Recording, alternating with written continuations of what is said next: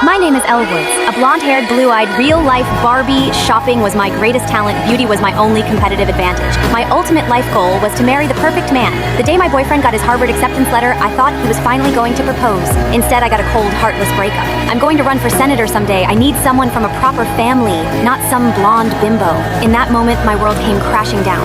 This breakup, dripping with class humiliation, left me locked in my dorm for days. Until I saw a magazine story about his brother marrying a law school honor student. That's when it hit me. There was only one way to win him back. I had to follow in his footsteps and get into Harvard. As a fashion design major, I put down my paintbrush and spent every day buried in law books at the library. My friends didn't laugh at my crazy dream. Instead, they took turns helping me with practice tests and all-nighters. After 6 months of relentless effort, I scored first in my class and got into Harvard Law School. On my first day, I wore a bold, flashy pink outfit, drawing stares and snickers from my classmates. Some called me Barbie, others just watched for the show, but I kept my composure, walking confidently in my stilettos, spine straight, silently radiating unshakable confidence. On day 1, I ran into my ex-boyfriend. I pretended to casually walk by. He assumed I was there to stalk him. He couldn't believe I'd actually gotten in. When the professor called on me unexpectedly, I completely froze, totally embarrassed, while the girl in the back row answered flawlessly. She was my rival. A 6-carat diamond ring sparkled on her finger. Suddenly I understood where her hostility came from. She provoked me at every turn, flirting with him right in front of me. This winner's attitude ignited the competitive fire I'd been suppressing. I started showing up wherever my ex-boyfriend was.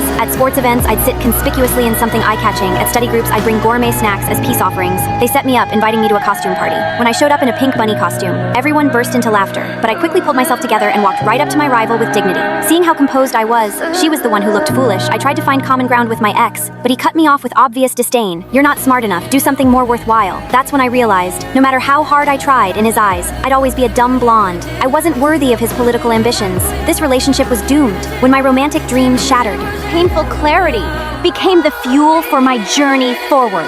I bought a laptop that same night, redirected all my emotional energy, and started using every spare moment to better myself. Listening to lectures while jogging, memorizing vocabulary during breaks. My efficiency skyrocketed once I focused on studying. My classroom performance improved visibly.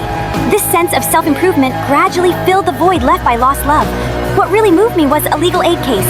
My friend was going through a messy divorce. Her ex refused property division and kept their dog. When I stepped in as a student lawyer, I clearly cited relevant legal statutes. Facing his unreasonable demands, I stayed calm. My professionalism intimidated him, and we successfully got her dog back. Watching her tearfully embrace her recovered pet, I truly felt, for the first time, the power of law to protect justice. This experience was like a spark, igniting professional potential I never knew I had. I started actively participating in class, offering different perspectives to fill in gaps. My unique viewpoints caught the professor's attention. He invited me to submit an internship application. Pink-scented resume paper, cartoon-shaped laptop, delicate pink outfits. I was destined to excel on both beauty and brains. Step by step, I tore off the stereotypical labels and earned my internship spot at the law firm. We took on a wealthy man's murder case. The victim's young wife was accused of the crime. All evidence pointed to her, but I believed she was innocent because we shared common interests. We built a small foundation of trust. She finally told me the truth. She'd been hiding her real identity, afraid of losing everything. I promised to keep her secret. On trial day, a key witness testified, claiming he had an affair with the defendant, accusing her of murder for money. But I spotted a flaw.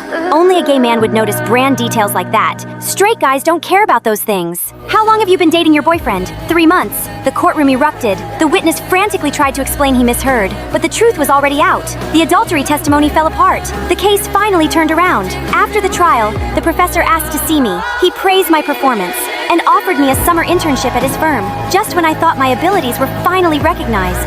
The hand that touched my knee shattered all my illusions. Sleazy comments about my looks, naked hints at quid pro quo, showed me his real criteria for selecting talent. Apparently, a woman's intelligence was just an amusing accessory to her beauty. I'd tried so hard to prove my worth, but still couldn't escape the trophy label. All my cherished beliefs lost their meaning in that moment. I decided to leave this heartbreaking place. My friend's words woke me up. If you're gonna let one stupid prick ruin your life, you're not the girl I thought you were. Instead of slinking away in defeat, I decided to fight back.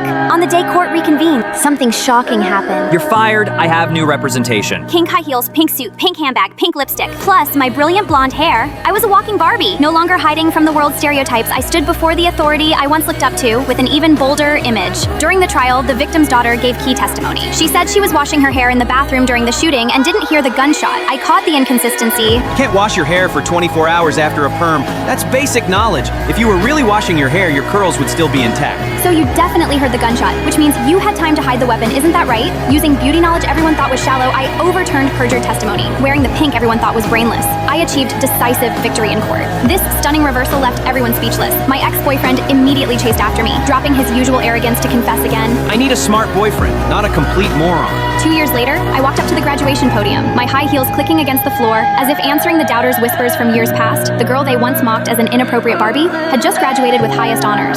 First impressions are not always correct. You must have faith in people, and most importantly, have faith in yourself. I stood alone in my pink suit, moving against the tide of black-clad graduates. I'd used my Barbie armor to shred the trophy label. Color has no gender. Intelligence was never trapped by beauty. It's prejudice that forges chains in our minds. I crushed bias with ability. I wrote my manifesto in lipstick. True strength always lies in the courage to break limitations. I am Elle Woods, the girl who crushed Harvard's arrogance with high heels.